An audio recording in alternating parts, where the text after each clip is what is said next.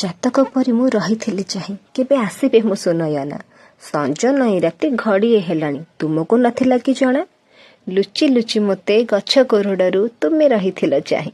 ମୋ ମନର ସେହି ଗୋପନ ପୃଷ୍ଠାକୁ ସତେ ପାରିଥିଲ ଛୁଇଁ। ତୁମେ ପାଶେ ଆସି ଡାକିଲି ମୁଁ ଯେବେ ନୁଆଇଲ ମଥା ଲାଜେ। ଆଜି ବି ଯେବେ ମୋ ମନେ ପୀଡ଼ା ଆସେ ତୁମ ସ୍ମିତ ହାସ୍ୟ ଖୋଜେ। ସବୁଠୁ ସୁନ୍ଦର ତୁମ କଳା ବିନ୍ଦି ସାଜୁ ନାହିଁ ଯାହା ଆଉ। ନାଲି ବିନ୍ଦିର ରଙ୍ଗେ ଲୁଚିଗଲା ସେ କଳା ବିନ୍ଦିର ଭାଉ। ଯେତେ କୁହ ପଛେ ସେ କଳା ବିନ୍ଦିର ଯୋଗ୍ୟ ନୁହେଁ ଆଉ କେହି। ସିନ୍ଦୁର ବି ଆଜି ଛଟକୁନି ସେତେ ତୁମ ଭ୍ରୁଲତା ମଧ୍ୟରେ ରହି। ଏତିକି ସୌଭାଗ୍ୟ ମିଳିଲା ଯେ ମୋତେ ଦେଖିବାକୁ ତୁମ କାନ୍ତି। ହାତ ଧରି ମୋର ଏରୁଣ୍ଡି ଡେଇଁଲ ହୋଇ 7 ଜନମର ସାଥୀ। କିନ୍ତୁ କେଜାଣି କାହିଁକି ମନେ ହୁଏ ମୋର ତୁମେ ସାଜି ନଥାନ୍ତ କି ବଧୁ। ତୁମ କଳା ବିନ୍ଦି ଶୋଭା ପାଇଥାନ୍ତା ସାଜି ତୁମ ପ୍ରିୟ ବନ୍ଧୁ।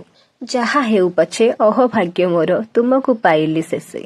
କଳା ବିନ୍ଦି ସିନା ସ୍ଥାନେ ନାହିଁ ତାର ହେଲେ କଳ୍ପନାରେ ମୋର ଆସେ।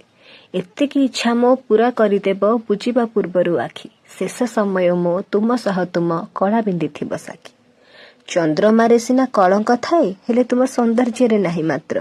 ମୁସାମାନ୍ୟ ନର କି ବର୍ଣ୍ଣିବି ଆଉ ତୁମେ ସ୍ୱର୍ଗର ପାରିଜାତ। ତୁମେ ସ୍ୱର୍ଗର ପାରିଜାତ। ଧନ୍ୟବାଦ।